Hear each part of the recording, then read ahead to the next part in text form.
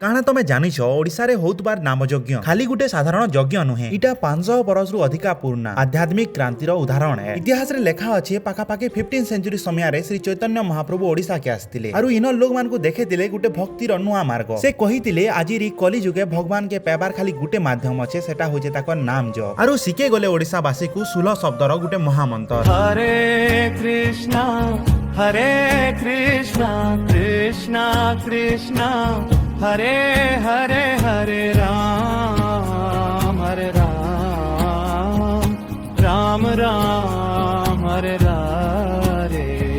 गुटे प्रकार कीर्तन अर्थ ही होचे प्रेम। सर्वपुरातन कीर्तन के प्रेम कीर्तन कहा जाउतला, जहाँ के हमें उदंडी कीर्तन बरकी भी जानसु। किंतु समयार संगे संगे कीर्तन भी भाग भागे पसला, ना कि रंगीन कीर्तन और डिस्को कीर्तन। समयार संगे कीर्तन भीतर के भी अश्लीलता भरी आसला। आजिकार समयारे लोग कीर्तन के भाव लागि नि देखबा, देखुचन ताको नयन सुखल लागि, माने लोग को भाव काणाई जना नै, सेमानकु तो नाच जना अछि। आजिर वीडियो रे तो एते न। आजिर वीडियो ऊपर तमर काना मत अछि कमेंट ए श्योर जनाबो। बहुत जल्दी भेट पड़मा गुटे नया वीडियो संगे।